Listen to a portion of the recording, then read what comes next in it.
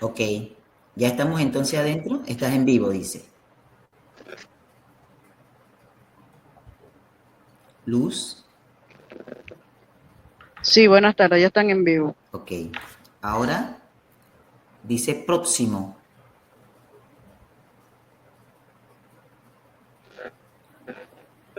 Profesora Ilsa, ya se encuentra en vivo, ya puede iniciar. Listo. Bueno, imagino que ustedes hacen la presentación, ¿verdad? Sí, vamos para allá. Pero te pregunto, ¿ya hay participantes en la sala? Ya está en vivo, sí, Okay. ya. Muy buenas tardes. Les damos la más cordial bienvenida a este webinar, que es el tercero de 7 establecidos durante el año con temática de mucho interés en el ámbito educativo.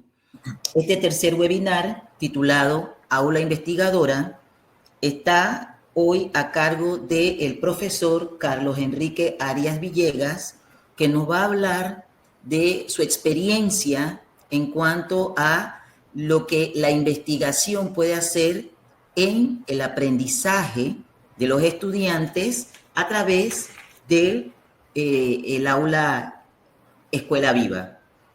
Vamos primeramente a conversar un poco sobre nuestro invitado para este webinar de hoy. Permítanos leer su hoja de vida resumida.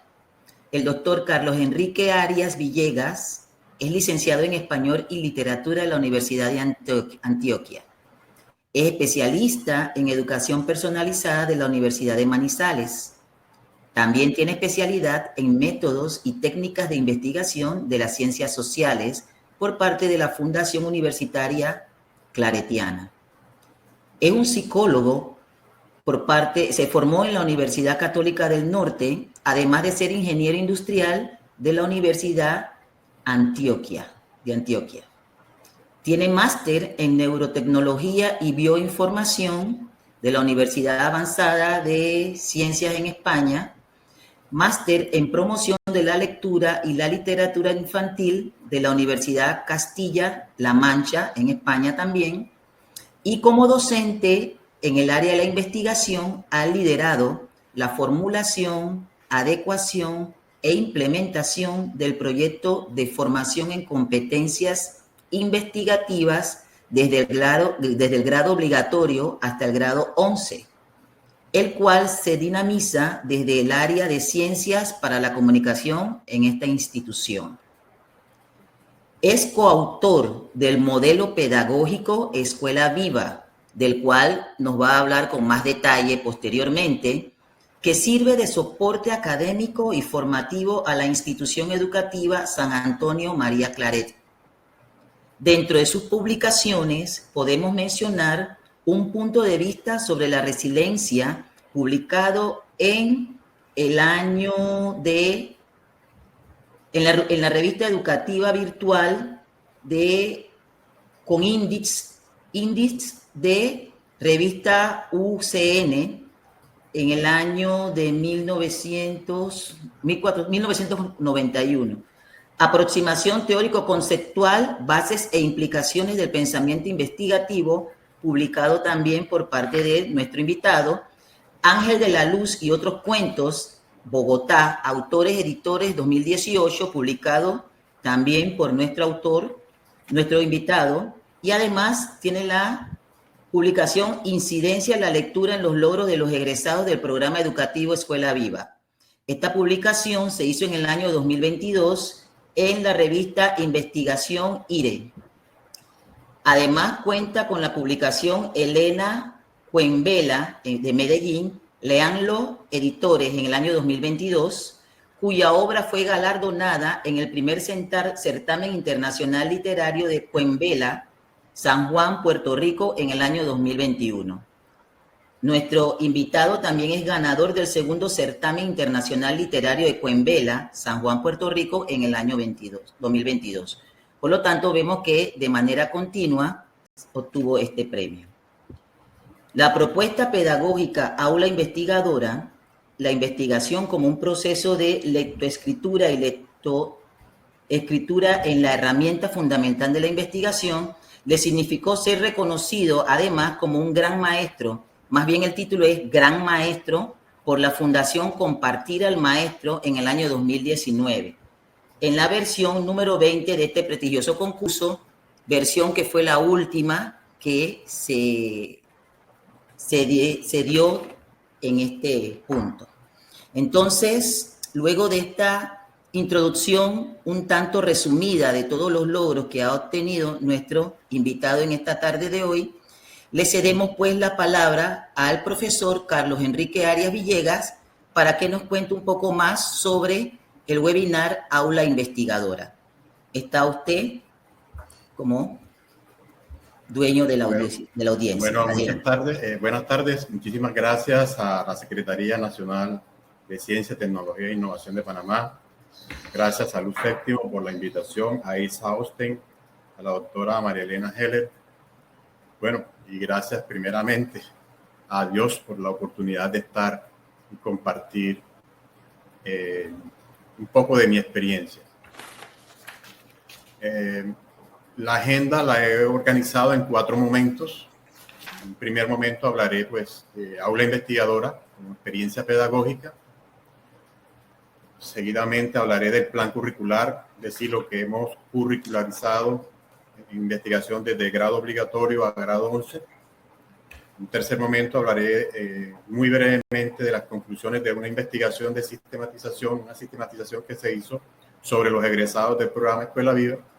Y cerraremos con ecosistema lectoescritor desde la investigación, que es prácticamente un repaso de cómo dinamizamos este proceso en la escuela. Con Isa acordamos que después de cada uno de estos apartes vamos a hacer un pequeño receso por si hay preguntas. Si no hay, pues continuamos normalmente el desarrollo de la charla. Entonces ya lo decía que la investigación como un proceso de lectoescritura y la escritura como una herramienta fundamental de la investigación. La tesis que me propongo demostrar en esta charla es de que es posible promover la movilidad social, la calidad de vida y el progreso desde el aula de clase a partir de la investigación y la lectoescritura, como un eje transversal de todo el proceso.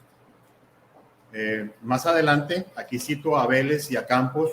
Ellos definen la movilidad social como los cambios que experimentan los miembros de una sociedad en su estructura socioeconómica, pero vamos a darnos cuenta, vamos a tratar de demostrar que lo que entendemos por movilidad dentro de la estructura de la propuesta es mucho más amplio.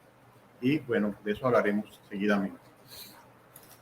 En este primer gráfico traigo cómo era el contexto socioeconómico nacional y cómo era el contexto institucional.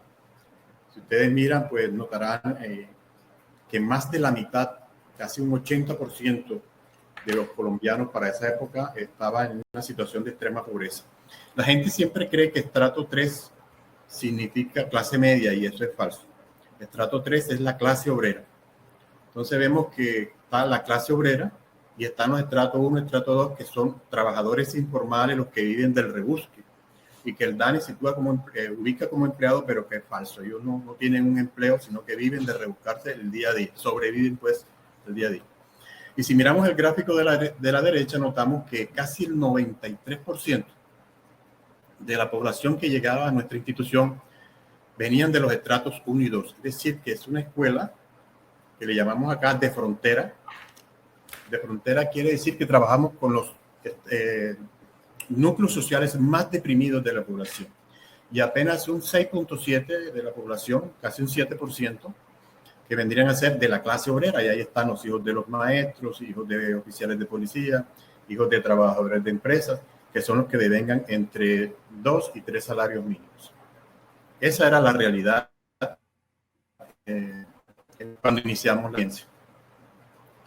Esos muchachos de esa condición socioeconómica que les hablo, cuando terminaban su secundaria no querían continuar el proceso. Veían la universidad como una utopía.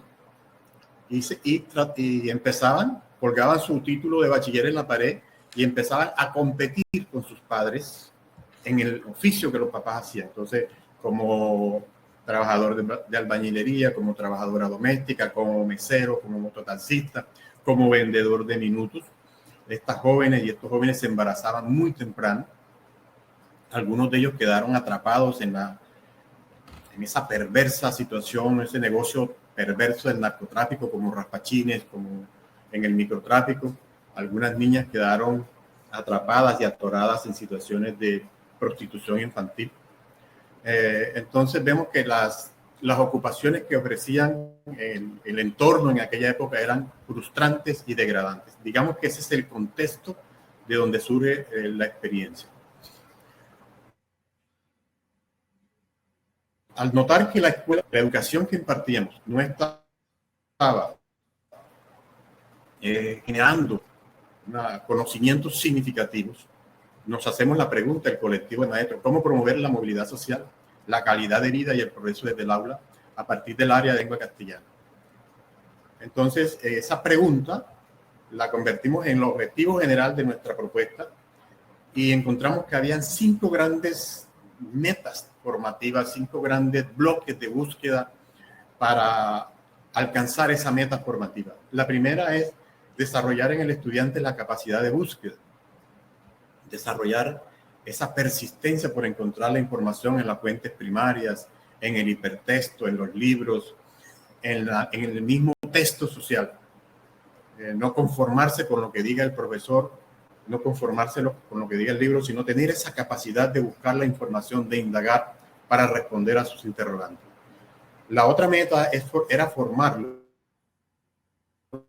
como un lector. Cuando hablamos de un lector competente, no solamente es aquel que es capaz de encontrar la tesis, los argumentos que soportan esa tesis, los sesgos, las falacias, sino que es aquella persona que después de leer el texto es capaz de producir otro texto. Y es lo que ocurre con la investigación. Después de leer en la realidad social, que es un texto vivo, después de confrontar en el texto académico, en el discurso científico, el estudiante presenta un informe científico, un informe de investigación y produce un nuevo texto a partir de esa realidad. Entonces, ese es el lector competente que buscamos formar acá en la institución educativa San Antonio María Claret de Montelíbano, Córdoba, Colombia. Lo otro es que el muchacho se interesara por su realidad, pero no es un interés meramente académico, sino un interés por generar conciencia y autoconciencia. Hay un principio que dice que nadie ama lo que no conoce. Entonces, en la medida en que la investigación apuntaba a indagar esa realidad, esa que lo mordía, esa que lo lastimaba, esa que lo hacía venir sin comida al colegio, esa que violentaba muchas cosas, en la medida en que el muchacho indagaba esa realidad, iba tomando conciencia. Muchas veces le pedimos al estudiante que tenga sentido de pertenencia, pero lo hacemos desde afuera, desde una cátedra. Y es difícil formar sentido de pertenencia de esa manera. Nosotros descubrimos que el sentido de pertenencia viene de una indagación profunda, seria, sistémica de la realidad. Otro objetivo era formarlo en competencias de más alto orden, trabajo en equipo, desarrollar el pensamiento crítico, el pensamiento lateral, el pensamiento divergente, ser asertivo, aprender a respetar la opinión del otro, convivir con la diferencia, respetar la diferencia. Entonces, esas competencias de más alto orden permitieron que ellos salieran de esa individualidad, de ese sectarismo, de esa polarización, hacia mirar al otro como parte de su equipo de trabajo. Y el que aparece de último, que no es el último, sino el primero, fue un énfasis marcado de sembrarle en el corazón de esos muchachos que la única manera de superar esa situación de miseria, de pobreza, de violencia en la que estaba, de olvido, de inequidades en las que le había tocado vivir a su familia y a él, era a través de la educación. El aforismo reza que es por el conocimiento y solo por el conocimiento como podemos ser verdaderamente libres. Entonces, la educación superior, como una forma de cualificar sus competencias, de alcanzar unos mejores estándares de vida, era una de las metas prioritarias que le sembramos en el corazón a estos muchachos. Digamos que esos eran los 5 objetivos macros para generar movilidad social. ¿Cómo se hizo esto? Entonces, partimos de que para hacer investigación se necesita un lector competente, un lector con todas las herramientas. Pero para esa época en la que iniciamos, nuestros muchachos no tenían buenos estándares de lectura, no tenían esas competencias. Entonces tocó hacer el trabajo simultáneo, tocó enseñarles a investigar por un lado, pero también enseñarles a leer por el otro. ¿Cómo lo hicimos? Entonces partíamos de la realidad problemática. ¿Qué querías investigar? ¿Qué es lo que más te intriga de tu realidad? ¿Qué es lo que más te duele de tu realidad? ¿Cuál es la respuesta que tienes? Y a partir de esos intereses se formaban los semilleros de investigación, los grupos de trabajo. Esos grupos de trabajo eran de 3 o 5, siempre un grupo impar, grupos pequeños, pero máximo. Y entonces a partir de esa realidad que se le permitía que él tratara de sintetizar en pocas palabras, empezamos una confrontación con textos. El primer texto era la guía de trabajo que el docente hace y le presenta a él como una ruta del trabajo de investigación, que lo aproxima también a unas tesis, a unas tesinas, a unos ensayos, a unas monografías de investigación. En ese proceso de esa realidad por investigar y de ese discurso que tiene la ciencia, se produce algo que Paulo Freire y Marco Raúl Mejía llaman diálogo de saberes. Es ese diálogo de saberes lo que permite generar toda una transacción de significaciones, una negociación cultural, donde el muchacho aporta lo que sabe, lo que ha alcanzado a entender su imaginario y empieza a poner a dialogar ese imaginario suyo con lo que dice la ciencia. Y ahí entonces empiezan a aparecer desde esos preconceptos que él tiene, desde la observación que él hace, desde la descripción, empieza a construir sus primeros textos. ¿Cuál es la idea de este primer ejercicio? Que el muchacho aprenda a descubrir su propia narrativa, cómo lo dice. Pero en la medida en que empieza a hacer esto, también le vamos enseñando cómo parafrasear un texto, cómo citar ese texto, cómo comprenderlo, cómo analizarlo, cómo interpretarlo, para que él vaya conociendo el discurso de la ciencia, pero también vaya a sí mismo construyendo su propio discurso, es decir, adquiriendo una identidad que paulatinamente se va construyendo en la medida en que va explorando su realidad. Este proceso es de una retroalimentación permanente. Nosotros acá le dedicamos 2 horas semanales al proceso de investigación. Entonces es un proceso que es toda la semana permanente, a través del correo, a través de la clase física, que estamos en este proceso. ¿Cuál es la meta? Digámoslo así, la intencionalidad didáctica, la intencionalidad pedagógica, es que el estudiante construya conocimiento situado, conocimiento sobre su realidad, para que entienda lo local y se pueda proyectar a lo macro, a lo meso y a lo macro, ¿sí? Para que pueda entender cuál es su realidad, su identidad. Y en esta medida, que el estudiante ya va entendiendo la relación de la problemática que investiga en el contexto micro, en el contexto meso y en el contexto macro, él empieza a construir, a escriturar el conocimiento. Hemos aprendido en este proceso que la escritura ayuda a organizar el pensamiento, y no solamente eso, nos ayuda a reflejarnos en lo que hacemos, nos ayuda a organizar el pensamiento, nos ayuda a jerarquizar el pensamiento, a estructurarlo, a darle forma. Entonces, trabajamos allí lo que es la escritura del párrafo, bueno, cómo se construye la oración en el párrafo, la idea principal, las ideas que soportan esa idea principal, las ideas secundarias. Del párrafo pasamos al ensayo y por último terminamos con el informe científico. Digamos que grosso modo, este es el proceso didáctico pedagógico de la propuesta. En Escuela Viva, nosotros pusimos en práctica una propuesta de los hermanos Subiría, especialmente de Julián de Subiría, que él enfatiza en casi todas sus charlas que hay que darle al estudiante lo esencial.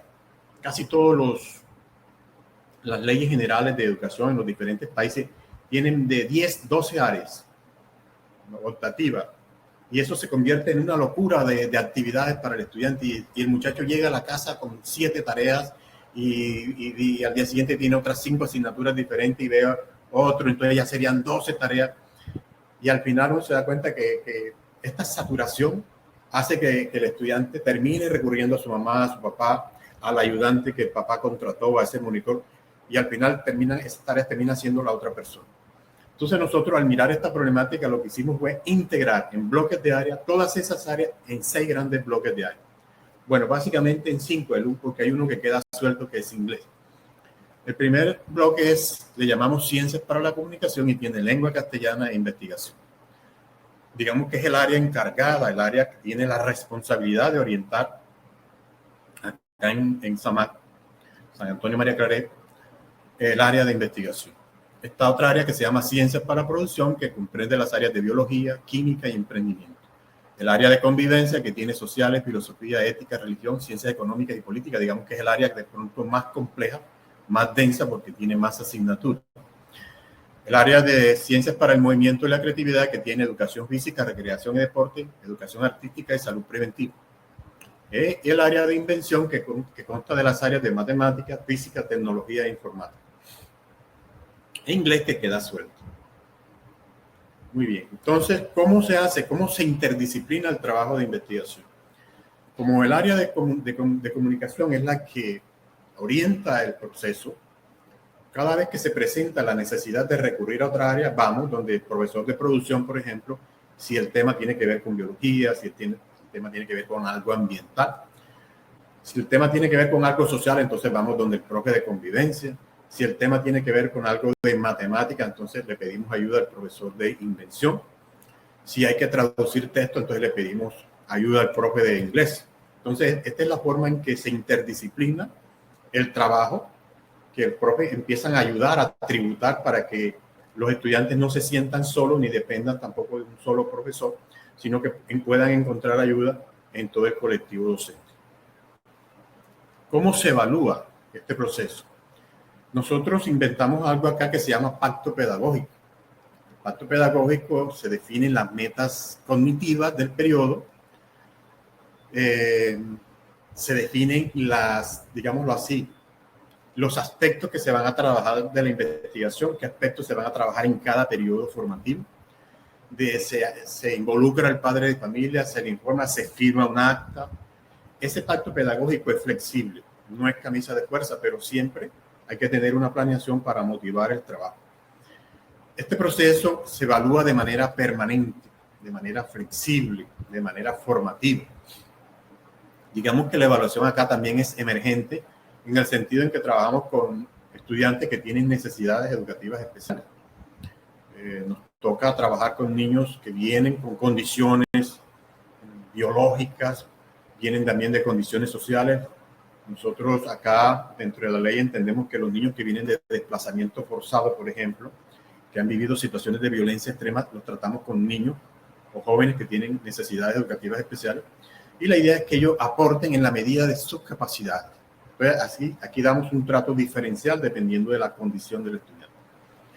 La investigación equivale al 20% de la nota. Se preguntarán ustedes, ¿y qué pasa con el otro 80%?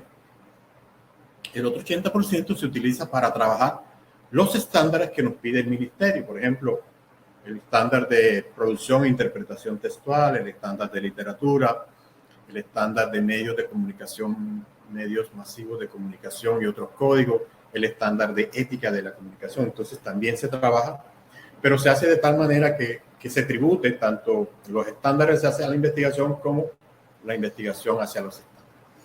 El seguimiento que hacemos va mucho más allá del grupo que tenemos en el aula.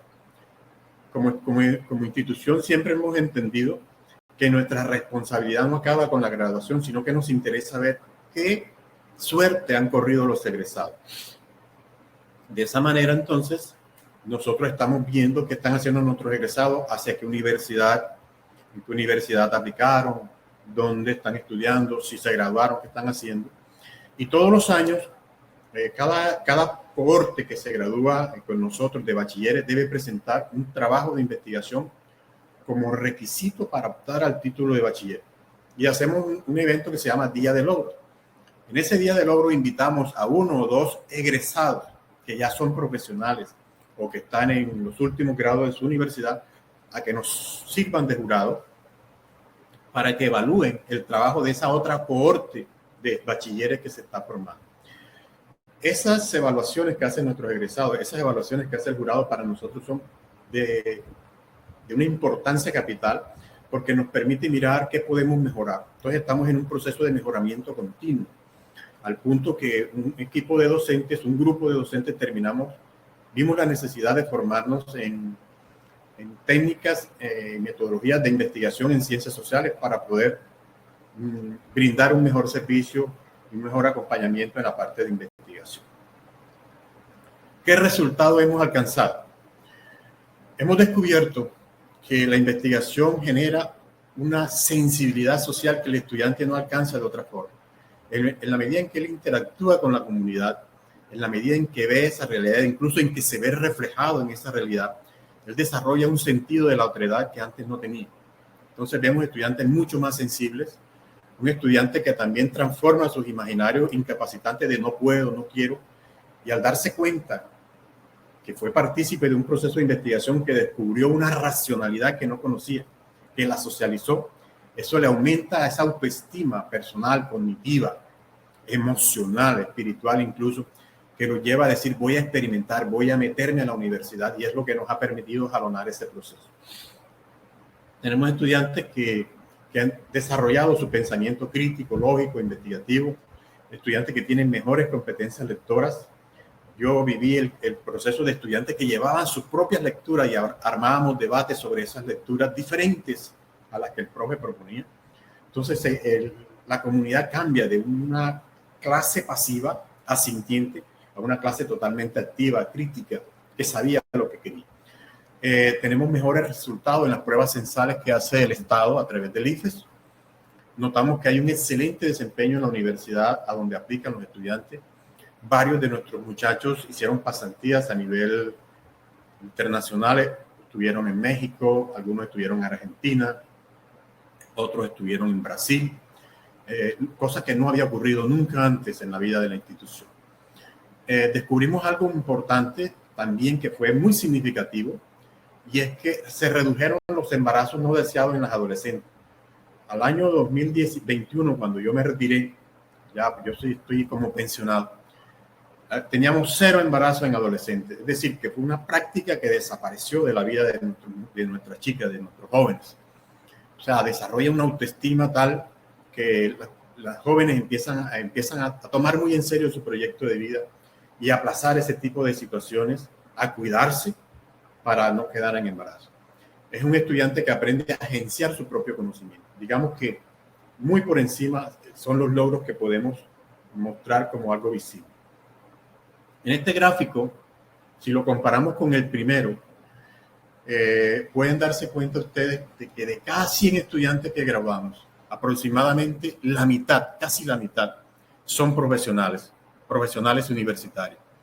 Aproximadamente un 22% son tecnólogos, un 20% son técnicos y un 8, casi un 9% son bachilleres. Pero esta tabla que les muestro, este gráfico, no es un gráfico estático, sino que es un gráfico dinámico, porque el chico que se queda en bachillerato y no pasa la primera vez en la universidad, busca el segundo y el tercer intento para ser técnico, en el SENA, por ejemplo, y el que ya es técnico busca la oportunidad de hacerse tecnólogo.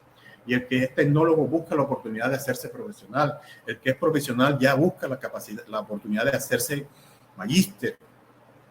Hasta ahora tenemos magíster, ¿no? Todavía no podemos hablar de doctorados, pero sí tenemos evidencia de estudiantes que han, digámoslo así, han mejorado sus competencias, han mejorado su empleabilidad.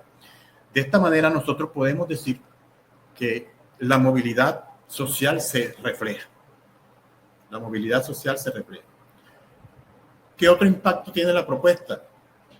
A raíz de nuestros resultados, empresas privadas y la misma alcaldía municipal se interesó tanto por el trabajo y empezó a ayudarnos a mejorar la planta física. Pasamos de 5 aulas, teníamos que ir mañana y tarde para poder dar las clases, a tener 2 sedes. Actualmente tenemos un poco más de 800 estudiantes, aspiramos llegar a 1000.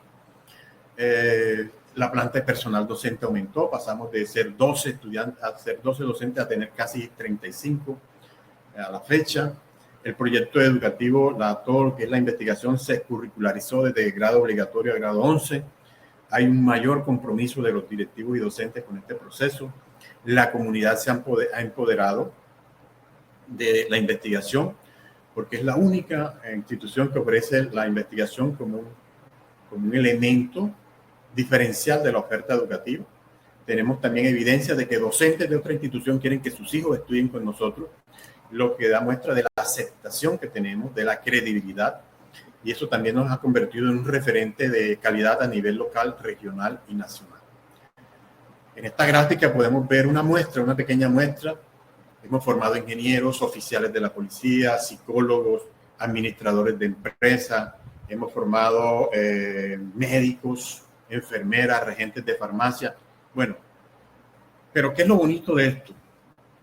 Lo bonito es que cada uno de estos muchachos cambió significativamente su vida, pero también ayudó a cambiar a una familia.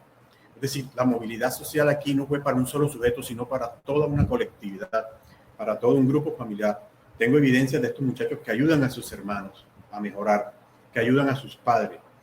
Son un sujeto con un profundo compromiso humano.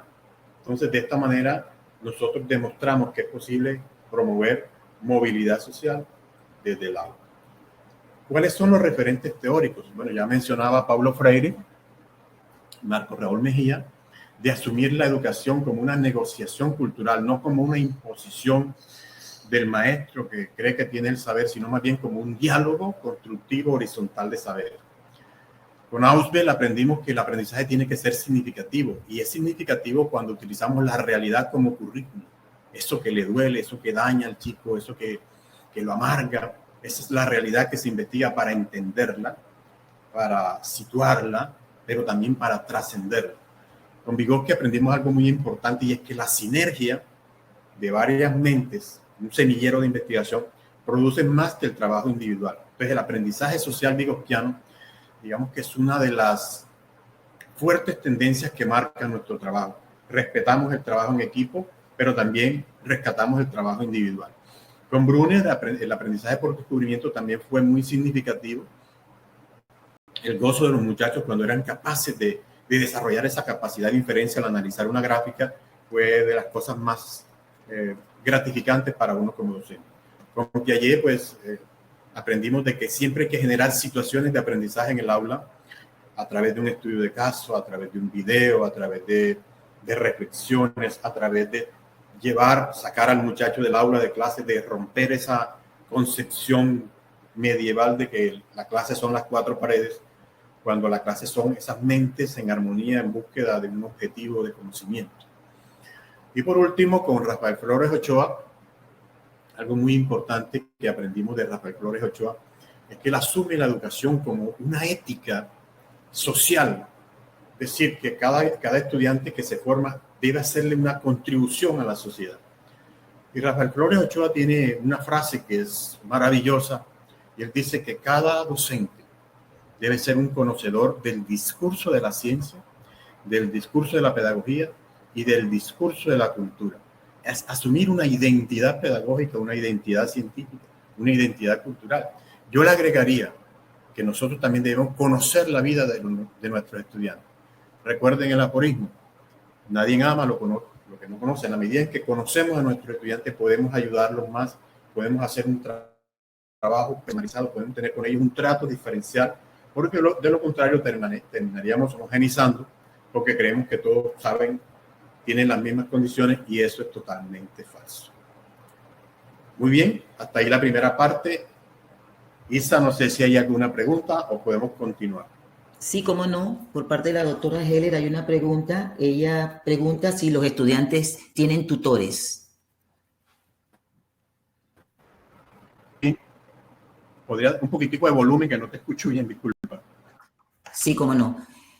La pregunta es si los estudiantes tienen tutores.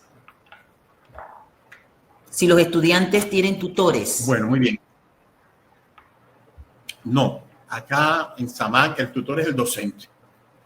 El docente que trabaja en 4 grados, en 4 grupos, por ejemplo, le toca enfrentarse con todos sus semilleros. Por decir algo, en un curso de 40 salen 8 semilleros, a 5. A veces salen más porque hay muchachos que quieren trabajar solamente 3. ¿Qué hace uno? Que aquel estudiante que es aventajado, que tiene, y lo tuvimos mucho, uno lo nombra como monitor. Entonces él trabaja con su grupo y asesora 1 o 2 semilleros. Pero no hay monitores, no tenemos tutores adicionales, sino solamente el docente. No tenemos los recursos. De hecho, en nuestros colegios, y esto es un paréntesis aquí, nuestros colegios no tienen portero, no tienen celador, no tienen aseadora, no tienen bibliotecaria. Al profe o directivo nos toca hacer de todo para que la escuela sobreviva. Esa es la realidad de la escuela pública colombiana. No sé, en Panamá, yo espero que estén haciendo las cosas de otra manera y tengan mejores recursos para esto. Sí, otra pregunta también de la doctora Heller es que Ella pregunta si es un cambio global de la escuela y está impresionada por el proyecto, por lo que abarca el proyecto. Discúlpame, yo apago este ventilador que no me deja escuchar. Ya ven. Un segundo.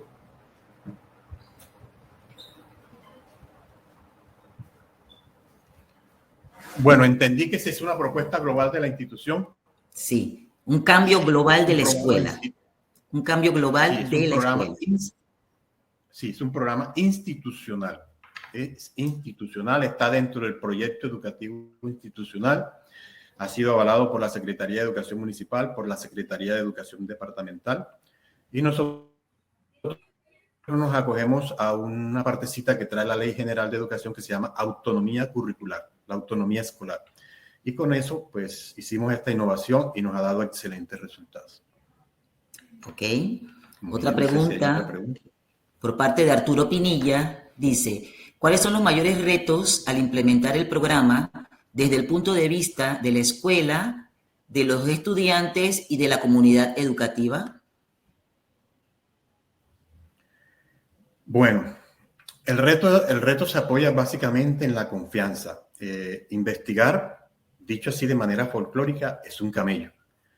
Investigar tiene un nivel de exigencia altísimo para el docente por el tiempo, pero también para los estudiantes. Entonces aquí tiene que haber un compromiso multilateral con todos los estamentos educativos. Hablo de los padres de familia, hablo de los estudiantes, hablo de los directivos y hablo de los docentes. Entonces el reto aquí está en asumir esa responsabilidad por todos los beneficios que trae la investigación. Ya más adelante hablaremos un poquito más de esto si nos da el tiempo.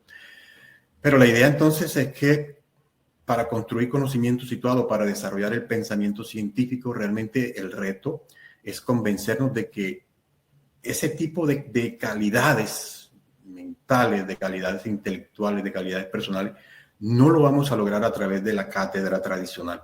Está demostrado que esa educación bancaria de que hablaba Freire no da resultado. Solo forma borregos, personas que se repiten un saber. Y que para poder trascender nuestra realidad, la pobreza, pero más que la pobreza es la ignorancia que tienen nuestras comunidades, tiene que ser bajo la investigación. Es decir, cuando la educación se centra en transmitir lo que trae un libro y vaciarlo en la vida, en la mente del muchacho, yo creo que hemos fracasado como escuela. Mira que la escuela que nosotros practicábamos era esa, y ¿qué estábamos haciendo? Reproduciendo la pobreza, reciclando la pobreza, manteniendo el statu quo. Para generar puntos de quiebre, tenemos que arriesgarnos, tenemos que asumir la investigación como un reto de formación. De hecho, la investigación obliga a que el maestro tiene que estar una semana adelantado al estudiante, lo obliga a leer permanentemente.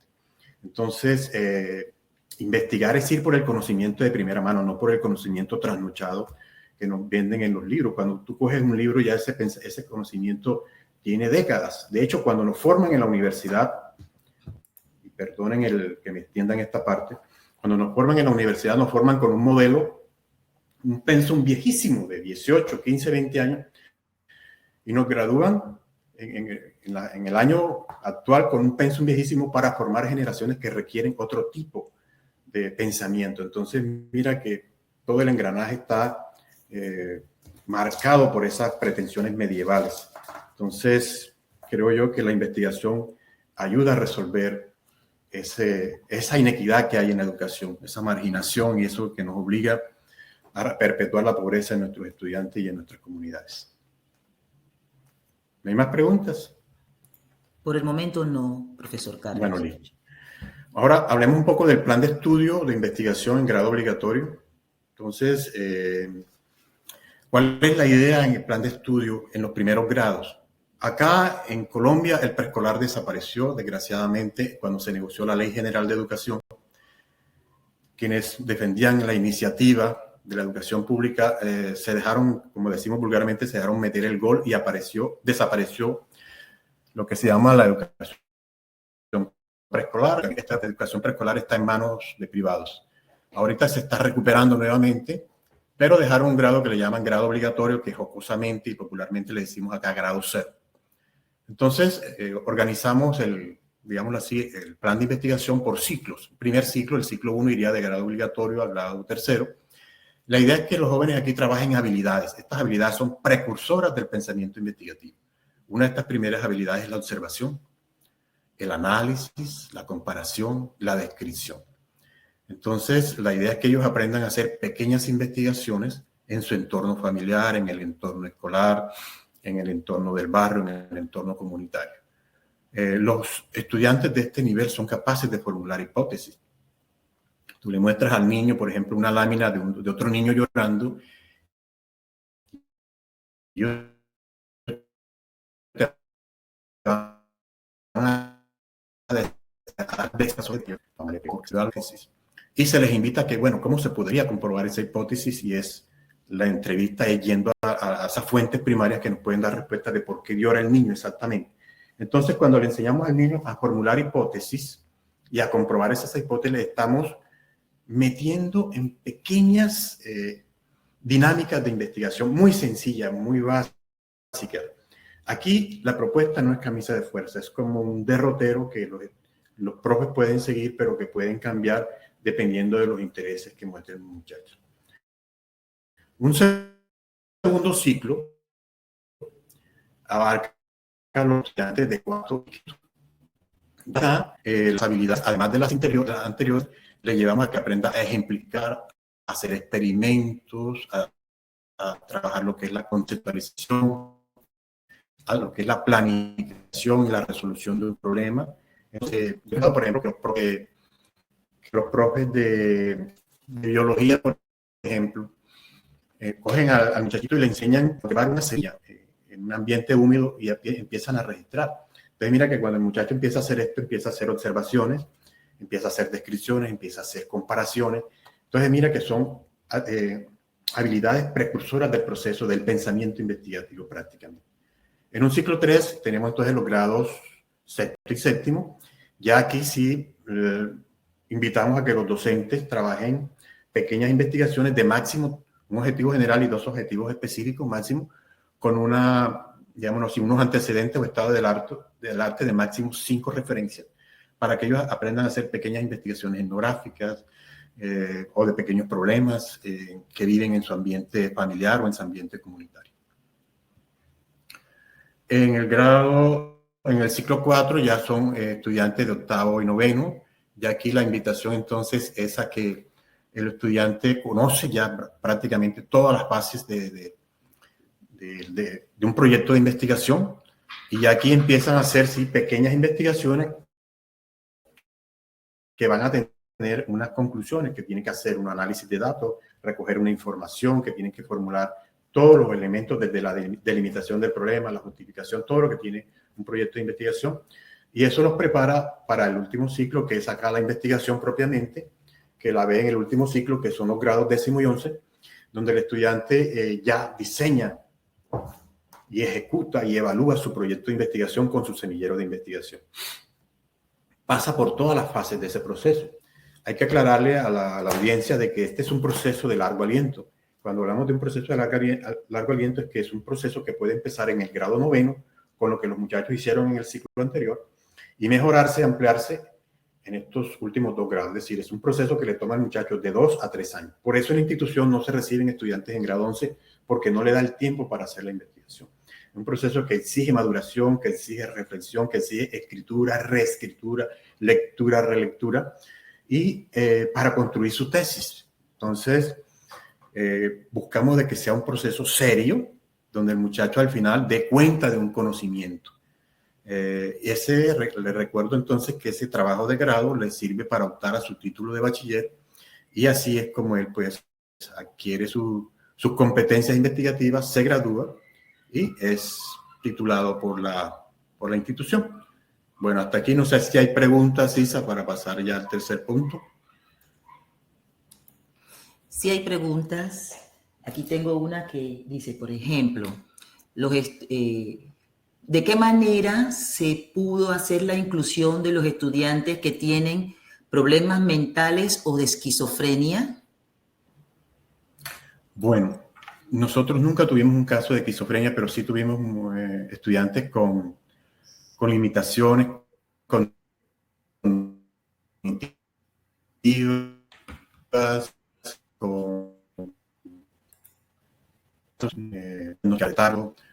y con todos ellos siempre le dimos ese trato diferencial.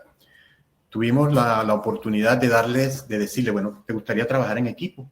Hubo estudiantes que fueron acogidos ellos tienen una forma tan maravillosa de ser, se integran muy fácil.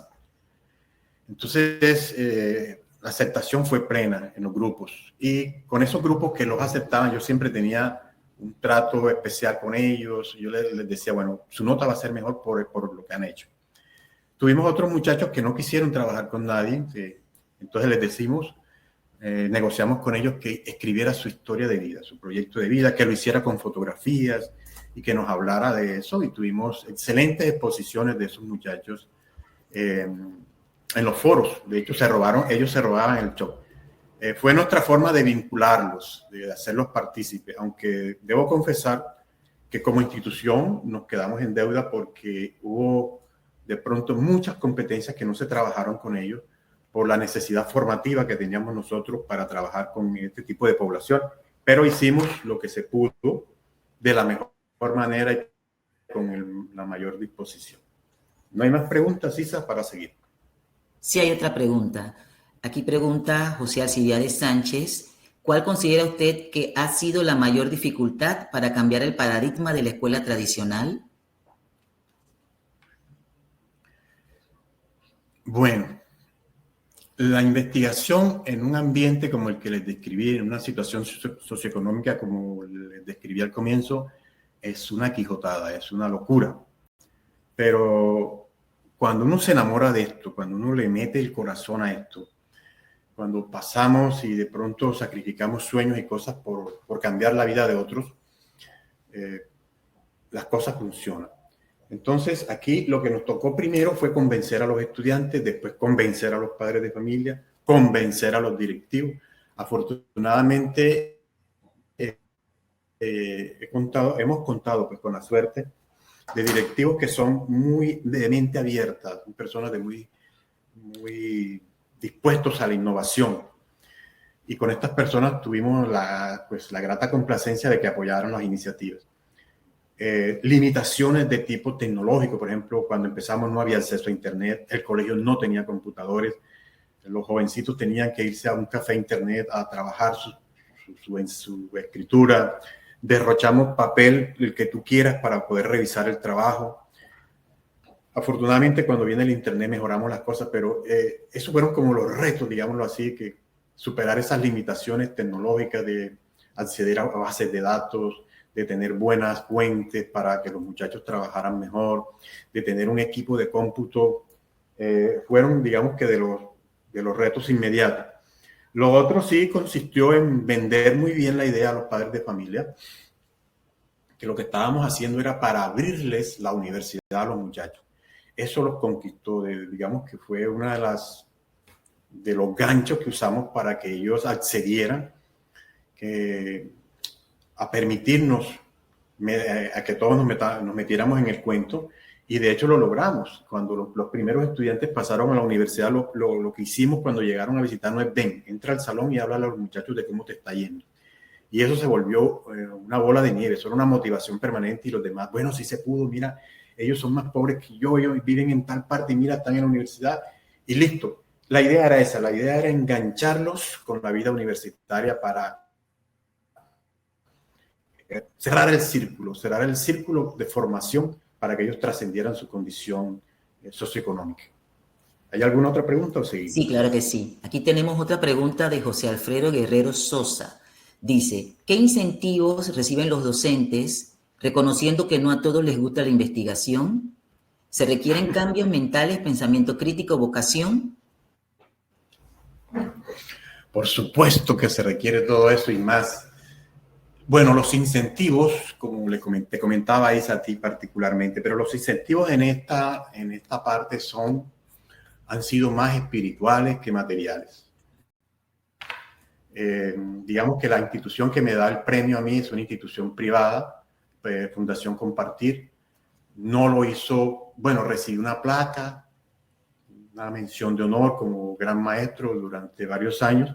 Digamos que el estímulo ha sido más de la palmadita en el hombro, pero realmente para mí la recompensa, la mayor gratificación es haber contribuido a mejorar la calidad de vida de muchos de mis estudiantes y de muchas familias, porque indirectamente uno va es a la familia. Ver que hoy los adultos que me saludan en un consultorio fueron esos estudiantes que pasaron por mis manos, o esa enfermera que me atiende, esa abogada que lleva mi caso, ese ingeniero que me asesora, o ese estadista que viene aquí a compartir conmigo, digamos, de las cosas que no tienen, muchas cosas que la plata no paga. No tiene precio. Eso no es dinero. Digamos que la vida del maestro, y sobre todo en Colombia, es una lucha permanente para que mejoren las condiciones salariales. Entonces aquí la recompensa es más espiritual. Debería, sí. Y una invitación que yo haría a la Secretaría Nacional de Ciencia y Tecnología e Innovación de Panamá es a que elabore todo una batería de incentivos para los docentes que quieran trabajar la investigación, a nivel de créditos, a nivel de ascensos, a nivel de remuneración económica, a nivel de préstamos blandos, a nivel de becas para estudiar maestrías, doctorado, a nivel de pasantías a nivel nacional e internacional. Son estímulos que ayudarían a jalonar más este proceso, pero sí son necesarios. Se requiere la vocación. Yo pienso que si uno tiene las ganas, ese querer, ya con eso ya tiene medio, digámoslo así, media tarea adelantada, ¿no? Pero sí hay que dedicarle bastante. ¿Alguna otra pregunta, Isa? Sí, claro. Elisa Mendoza pregunta si es posible que amplíe un poco más el contenido tratado y ejemplos en 8º y 9º. Bueno, en 8º y 9º trabajamos básicamente el proyecto de investigación en sus fases básicas. No le pedimos sino 5 referencias. También se trabajan los semilleros y se trabajan problemas que ellos definan, ¿no? Hay estudiantes que quieren trabajar, por decir algo, sobre violencia intrafamiliar. Cómo la violencia intrafamiliar forma estudiantes o trae estudiantes que son violentos en su comportamiento en el aula, por ejemplo. Entonces, esa fue una idea que surgió en 9º, ¿viste? En 8º y 9º. Y esa misma idea se convirtió en un proyecto más grande en 10º y 11º. Entonces, esa sería una forma. La idea de 8º y 9º es darle al muchacho las herramientas básicas, enseñarle a usar las herramientas tecnológicas, cómo se busca en una base de datos, cómo se analiza un ensayo científico. Ahí usamos una herramienta que se llama la V heurística, la V socioformativa, donde el estudiante toma un ensayo y lo divide entre la teoría que tiene el ensayo, la propuesta que hace, las categorías que trabaja, el conocimiento que él deriva de ahí. Es una forma de abordar, por ejemplo, los ensayos científicos. Entonces, digámoslo así, muy grosso modo sería esa parte que te puedo decir. Ya esos elementos sí se profundizan más en los grados 10º y 11º, se profundizan más cada fase de la investigación. Hay una última pregunta, profe Carlos, y es, ¿se ha replicado este esquema en otras instituciones educativas? Esta pregunta la hizo Arturo Pinilla. Bueno, Arturo, esa es la idea. Hay muchas instituciones que me han dicho a través de sus coordinadores, a través de sus rectores, quiero que vayas a mi colegio y nos des una charla y nos capacite. Y yo, bueno, perfecto, lo hacemos, pero se han quedado allí en la invitación y no la han concretado.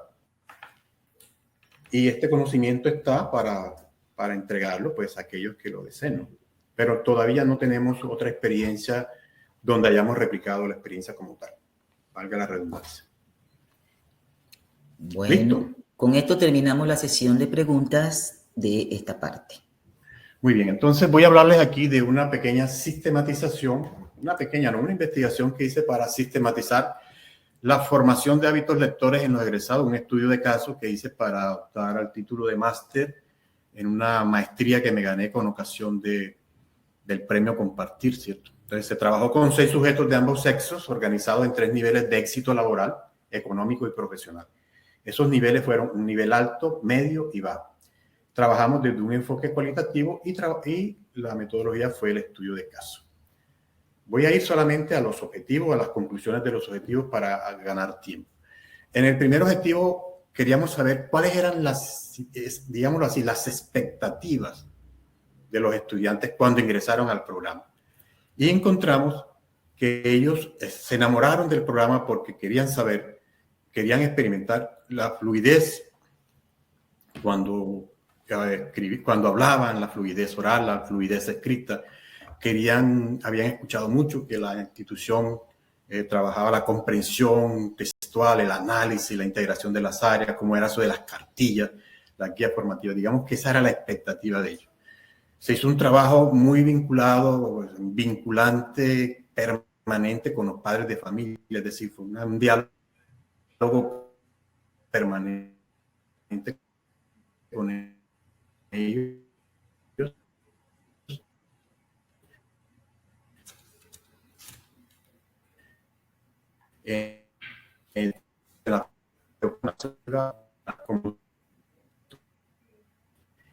Una de la escritura les permite mantenerse y graduarse, conquistar en la universidad y conquistar cargos laborales que han mejorado su condición de vida.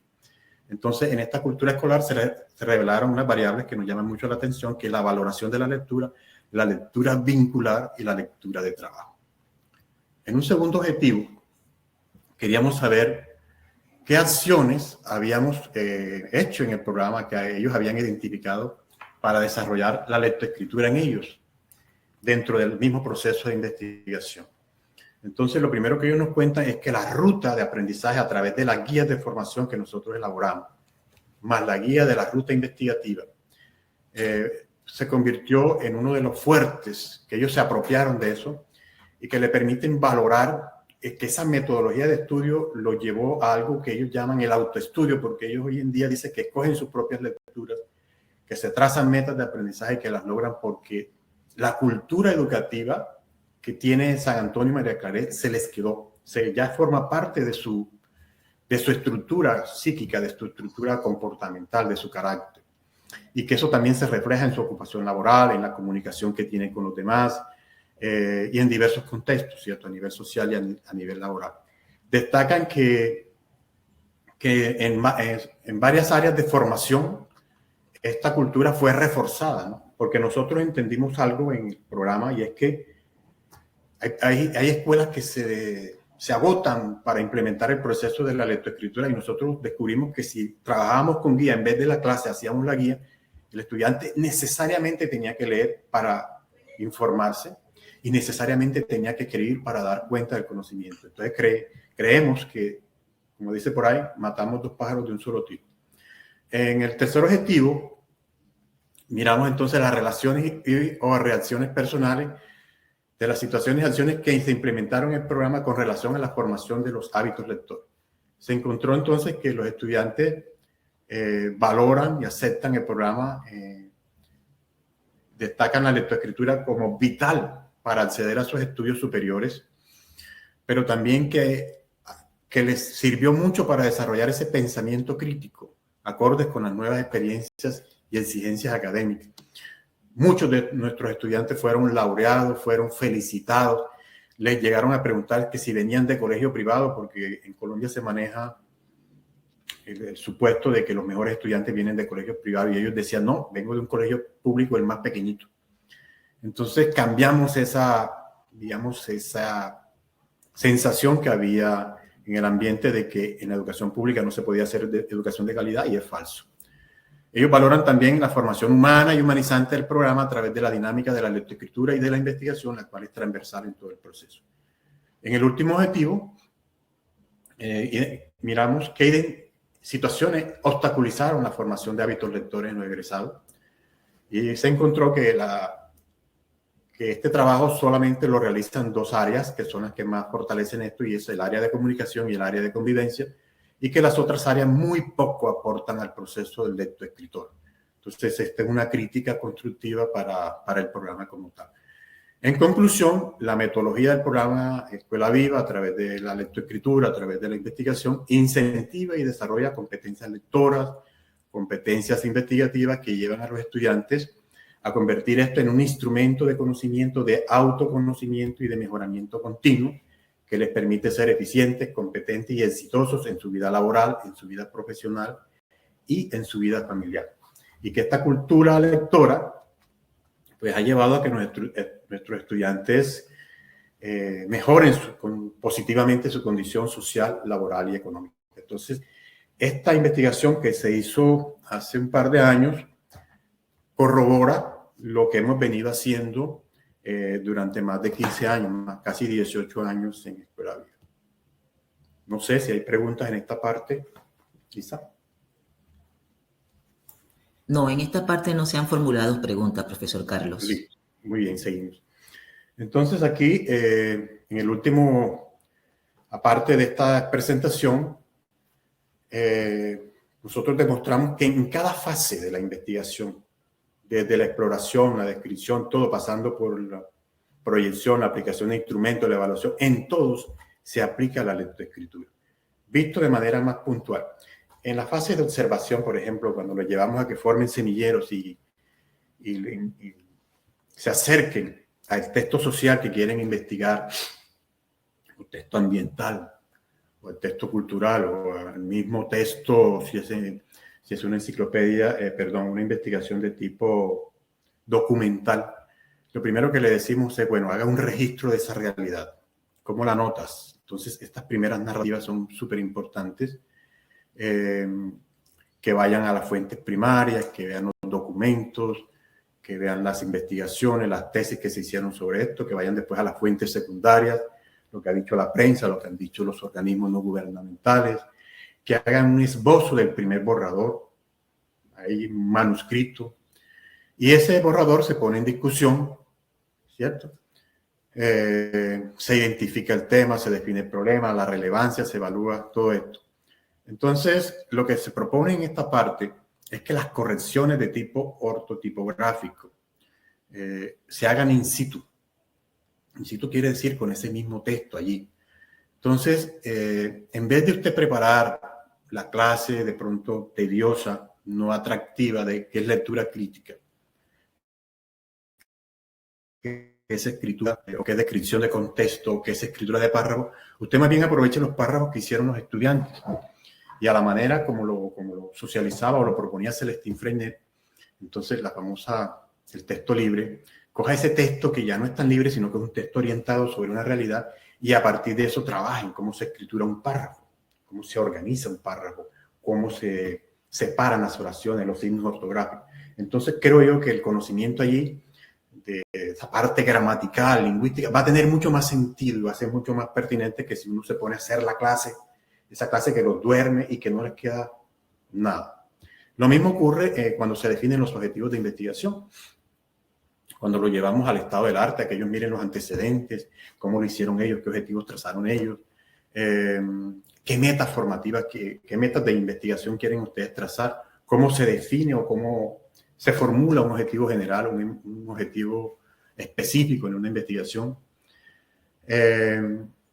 Entonces, creo yo que en este punto es importante hablar de las categorías gramaticales. Entonces, decirle, bueno, muchachos, se hace necesario hablar de las categorías gramaticales. Miremos el verbo, los accidentes que tiene el verbo. Cuando decimos un verbo en infinitivo, ¿a qué nos referimos?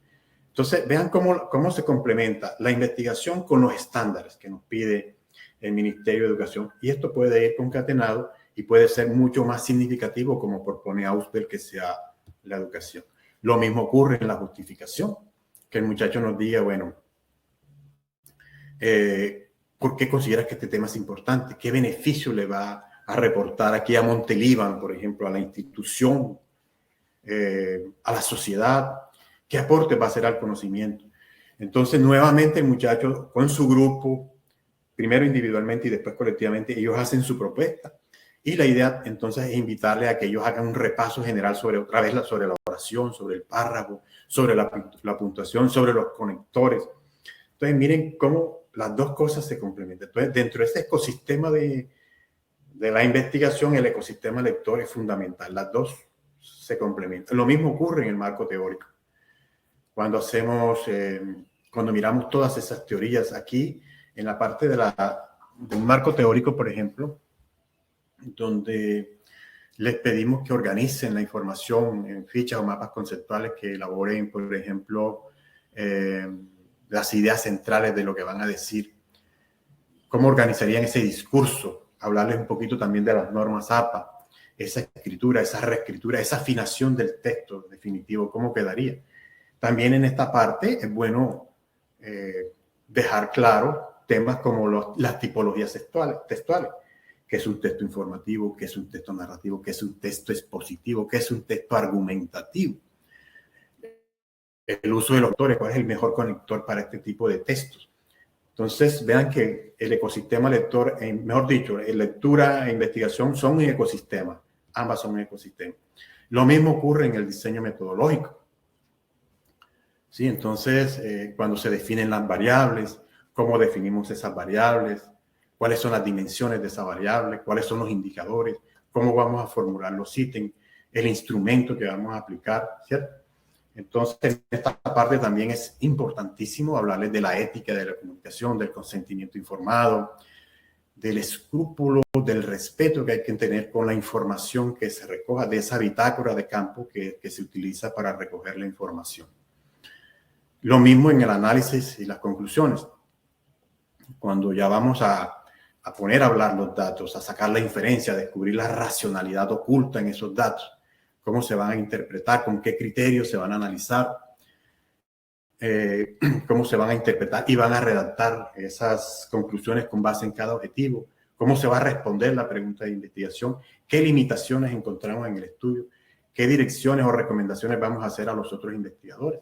Y aquí también es importante puntualizar temas como el ensayo, que es un informe científico, cómo se redacta un estilo objetivo impersonal, cómo sería una redacción en estilo personal. Muy bien, entonces ya para cerrar aquí, como conclusión, un sumario de toda la charla, y aquí cerramos. Hemos demostrado que Aula Investigadora permite demostrar que es posible promover la movilidad social desde el aula. Y yo creería que es más que movilidad social, porque es una movilidad también cultural, es una movilidad intelectual, es una movilidad familiar, es una movilidad, yo diría que espiritual. Es un cambio de mentalidad que no beneficia solamente a una persona, sino a una familia y por ende a una comunidad y a una nación. La investigación posibilita todo un ecosistema lectoescritor que articula al estudiante, al docente, al padre de familia en la construcción del conocimiento. Tuvimos la experiencia de padres metidos en el proceso de investigación con sus hijos, es de las cosas más maravillosas que uno pueda tener como docente. La investigación desde su ecosistema lectoescritor permite desarrollar una nueva sensibilidad social, ambiental y espiritual en el estudiante y en el mismo docente. O sea, esta es una experiencia que nos ha transformado como personas, como profesionales de la educación. Todo esto me da pie para decirles, especialmente a la Secretaría, al Senacid de Panamá y a todos los que nos escuchan, que es un imperativo político formar a las nuevas generaciones en competencias investigativas desde los primeros grados y no dejar esta como un evento episódico al final del proceso formativo por allá en la universidad. Tenemos la experiencia que a veces ni en el pregrado los estudiantes investigan, porque hay universidades que les parece un negocio hacer mejor diplomados y ya no tienen que investigar. Entonces, esta persona de alguna manera le estafan esa capacidad de dinamizar su propia ciencia y lo convierten en un consumidor en vez de ser un productor de conocimiento.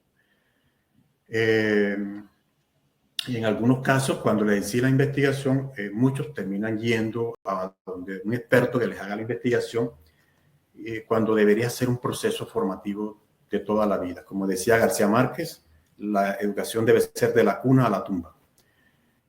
Bueno, es un imperativo también para los docentes que están escuchando esta charla, un imperativo pedagógico y ético, formar a los estudiantes en investigación dentro de un ecosistema lectoescritor por varias razones. No solamente para formar un estudiante autónomo, crítico, un estudiante que tenga la capacidad de autodeterminarse, sino también para recuperar la condición de académico de nosotros los docentes, que se ha perdido mucho. Nos hemos quedado en una labor de meros operarios de la educación y tenemos que recuperar eso. Si Latinoamérica le está apostando a las epistemologías del sur, creo que no podría hacer un buen trabajo si no lo hace desde la investigación. Si queremos superar esa marginación, esa servidumbre política, económica, laboral, la que usted quiera, que tienen los países latinoamericanos, los países en vías de desarrollo, frente al hemisferio norte, frente a las potencias desarrolladas, la investigación tiene que ser una condición sine qua non en todos los planes de estudio del continente latinoamericano. Tiene que estar allí de presente. La idea es desarrollar esa capacidad de investigación que es más fuerte en los primeros años. Por eso desarrollar esas habilidades de pensamiento precursoras del pensamiento investigativo en los niños de preescolar es fundamental para llevarlos a que se formen en investigación. Y qué bonito sería que las universidades no graduaran a una persona, por ejemplo, como abogado, sino que fuera doble titulación, abogado e investigador, agrónomo e investigador, economista e investigador. Superaríamos con creces a las superpotencias y empezaríamos a marcar el rumbo de una nueva humanidad para Latinoamérica. Muchas gracias y hasta aquí esta exposición. Gracias, profesor Carlos. Aquí tengo un comentario de Beira Rodríguez que dice: el alto impacto social de la propuesta moviliza altas expectativas en el desempeño de los estudiantes y además dice que es algo súper. Comentario de Beira Rodríguez. Bueno, muchas gracias por ese comentario. Así es, moviliza muchas expectativas. Lo más importante es que los hace soñar. Una de las cosas que no debe perder el ser humano es la esperanza. Cuando perdemos la esperanza, no viene sino la destrucción. Y esta memoria genera eso, genera esa esperanza de cambiar de vida, de mejorar lo que somos como personas, como seres humanos. Entonces, sí, ya como un comentario muy hermoso y realmente es lo que hemos vivido acá en San Antonio María Claret. Tenemos otra pregunta de José Alfredo Guerrero Sosa que dice, más bien es un comentario: qué maravillosa exposición, transmitió pasión y amor por la investigación, esta integral, lúdica y capacidad de los niños. Muy agradecido, profesor Carlos. Bueno, gracias a usted, yo soy el que está agradecido.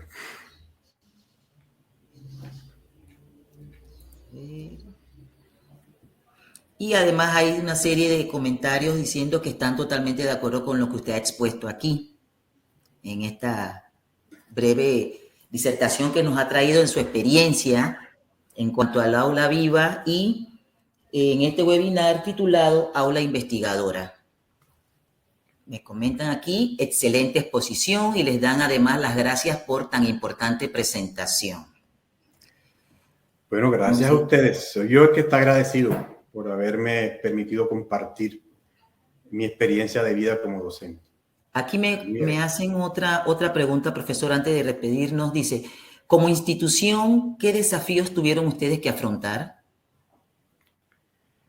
Muchos, porque unos de tipo administrativo, otros de tipo tecnológico, otros de tipo normativo legal. Como era una propuesta de innovación, el integrar las áreas, eso representó un reto con las otras instituciones, porque ellos no entendían qué era eso de ciencias para la comunicación, qué era eso de producción. Entonces hubo la necesidad de ir a la Secretaría de Educación Municipal, a la departamental, a explicarle qué era el programa, cómo funcionaba, cómo la institución atendía cada estándar, los estándares que determinaba el Ministerio de Educación Nacional. Y entonces el impasse lo solucionamos de esa manera, explicando, enviando muchas comunicaciones, muchos oficios para evitar el sesgo que tenían con los estudiantes que iban de nuestra institución, que pasaban a otra institución, y para evitar de pronto una persecución. Tuvimos incluso persecuciones de tipo político. Son cosas que no debería decir aquí, pero que ustedes deben saber. Cada vez que alguien intenta hacer algo medio mundo quiere quitarte las ganas de hacerlo. Es una realidad casi que forma parte del género humano, no sé por qué. Pero tuvimos enemigos gratuitos que querían destruir lo que éramos como institución. Tuvimos retos a nivel político, incluso nos tocó vincularnos con partidos políticos que nunca habíamos hecho con tal de defender la propuesta. Entonces, fueron muchísimas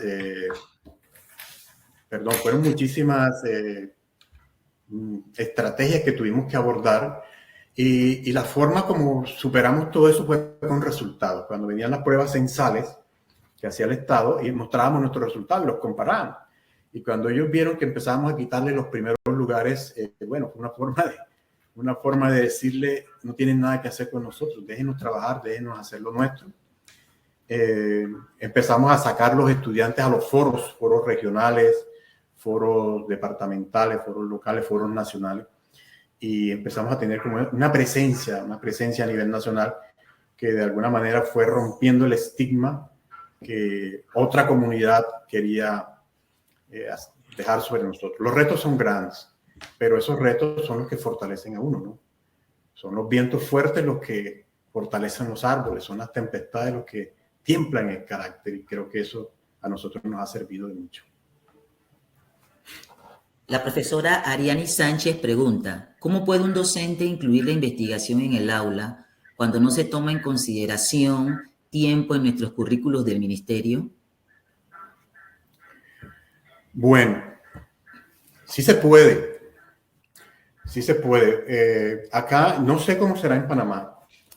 Y no sé si la persona que hizo está en Panamá o está acá en Colombia. Es de Panamá. Bueno, nosotros tenemos acá algo, en la Ley General de Educación tenemos autonomía curricular y tenemos, a pesar de los estándares, y tenemos, dentro de la Ley General, nos da un 80%, un 20% de áreas optativas. Dentro de esas áreas optativas nosotros podemos proponer y propusimos investigación y se propuso emprendimiento. Pero también tenemos autonomía evaluativa a partir del decreto 1290 que nos permite generar nuestro propio sistema de evaluación. Cuando uno quiere hacer las cosas, uno le encuentra a la ley dónde están los espacios para hacerlo. Y si esos espacios no están, bueno, hay que crearlos. Y para eso, o sea, me agrada mucho que sea la misma Secretaría Nacional de Ciencia, Tecnología e Innovación la que haya invitado a esta charla, porque este puede ser, digamos que, el intermediario autorizado oficial del gobierno para incluir esos espacios dentro de la carga académica. Entonces acá, por ejemplo, en el área tenemos 6 horas para comunicación. Ya les decía que comunicación es español, lengua castellana e investigación. ¿Qué dijimos? Bueno, vamos a respetar los estándares que pide el ministerio, pero vamos a coger 2 horas, es decir, el 30% de esto lo vamos a dedicar sagradamente todas las semanas a trabajar investigación.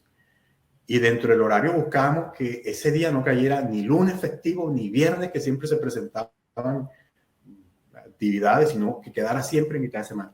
Entonces, cuando uno quiere, busca en la ley dónde están los espacios y allí los aprovecha, incluye. Algo muy importante es que la investigación en el aula con los estudiantes no puede ser un proceso aislado, no puede ser una rueda suelta, tiene que ser un proceso concertado. Los padres de familia tienen que estar ahí por obligación. Decía, creo que era Martin Luther King, que un sistema educativo, si no cuenta con la ayuda de los padres, va directico al fracaso. Entonces, los padres de familia son fundamentales. Es fundamental también que las directivas estén de acuerdo. El coordinador, el rector, no sé cómo le llamarán allá en Panamá, debe estar de acuerdo y eso debe estar aprobado en el proyecto educativo institucional, en el plan de estudio, de que el área tal, por decir algo, el área de naturales va a trabajar investigación de su carga académica, de las 4 o 5 horas va a trabajar 2 horas de investigación y que va a desarrollar proyectos con los muchachos. Si eso se aprueba, si eso queda en el plan de estudio, si eso es aprobado por el consejo directivo de la institución, eso es una ley, se convierte en una política de la institución para hacer investigación en el aula. Y ojalá no fuera la profe que hizo la pregunta, sino que fuese todo el colectivo. Sería magnífico. Ok. Comenta Elodia Fossati. Todo lo que hacemos con pasión y convicción nos lleva a romper paradigmas. Gracias. Totalmente de acuerdo. Totalmente de acuerdo. Uno tiene que convencerse de su discurso para poder convencer a otro y para poder vender la idea. Si no hay ese enamoramiento de la idea, es difícil. Difícil. Uno tiene que ponerle esa pasión, esas ganas. Muy de acuerdo con esa y muchísimas gracias por la apreciación. Bueno, y finalmente el comentario de Gloria que dice, buenas tardes, totalmente de acuerdo, las barreras cuando se presentan como retos y desafíos, qué bueno que lograron el alcance realizable. Y Cristín Ángeles nos dice, ¿qué estrategia utilizan cuando los estudiantes no cuentan con padres que los apoyen si los padres son fundamentales en este proceso? Bueno, sí, eso es muy cierto. Hay padres de familia que por muchas circunstancias o no están con sus hijos al frente o no tienen las competencias para un acompañamiento o no están de acuerdo. De todo eso hemos vivido acá, toda esa experiencia la hemos tenido.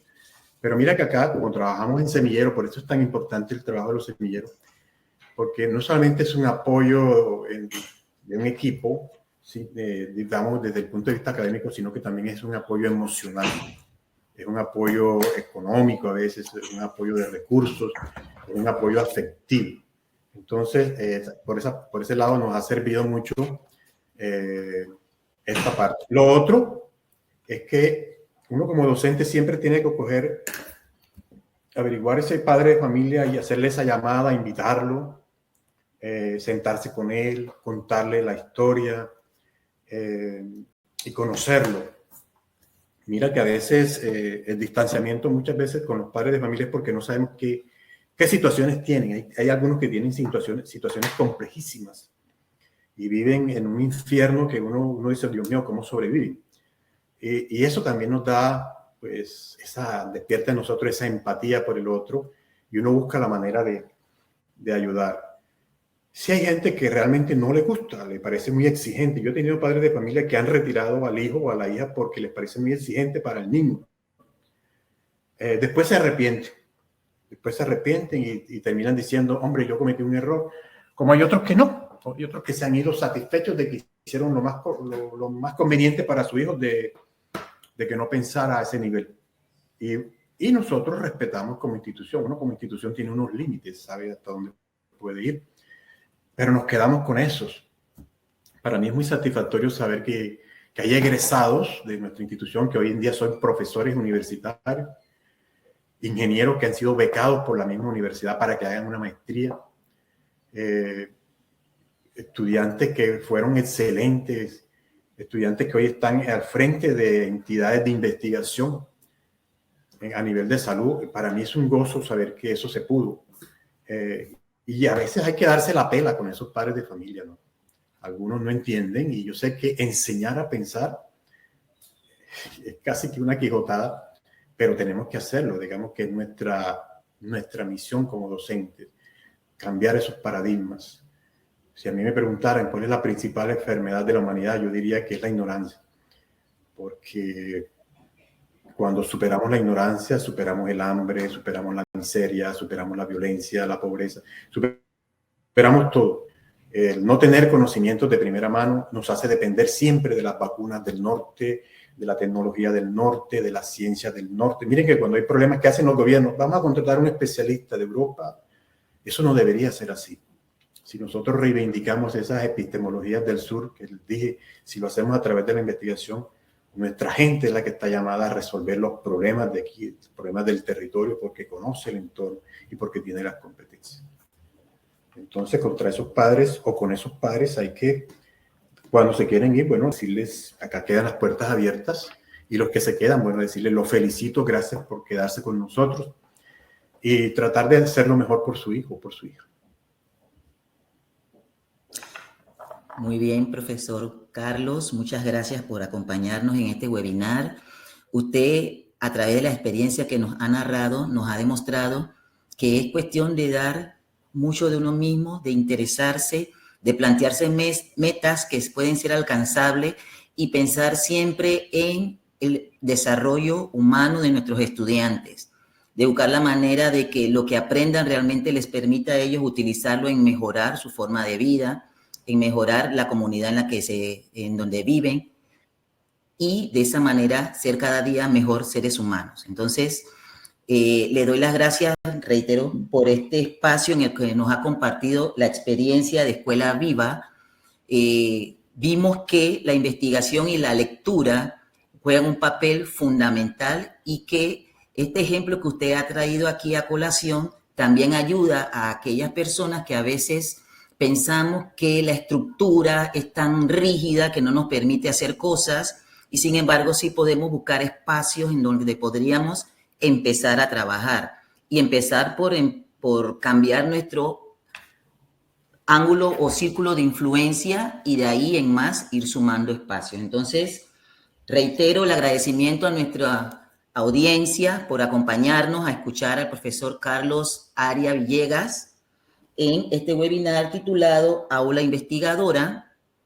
Les invito a que continúen acompañándonos en estos espacios de webinar con temática educativa. Nuestro próximo webinar sería el día 23 de junio y se titula Ajedrez en la Educación. Va a ser dictado por el profesor Guillermo Llanos, que es de nacionalidad argentina. No sé, profesor Carlos, si desee agregar algo más como despedida para nuestro audiencia. Agradecido con todos los participantes. Para mí es maravilloso. No sé cuántos se conectaron, pero les agradezco mucho la asistencia y agradezco nuevamente primeramente a Dios por mantenernos con vida, a la Secretaría, a Isa, a Luz por la invitación y a la audiencia por escucharnos. Entonces, ojalá tengamos una nueva oportunidad de encontrarnos, pero sí, quedo muy agradecido por la oportunidad. Sí, en verdad el tema da deseos de seguir ampliando y ahondando más, de verdad que sí. Entonces, aquí terminamos pues con este webinar el día de hoy. La grabación del mismo va a ser colocada en el lugar de aprendizaje en YouTube Apre. Entonces allí pueden encontrar la información de esta grabación. Les invitamos pues a aquellos que se conectaron un poquito tarde, que la busquen y puedan entonces ver toda la presentación del profesor Carlos Arias desde el inicio. Muy agradecidos por su compañía y esperamos verlos nuevamente el 23 de junio en este mismo espacio. Hasta pronto. Hasta pronto y gracias.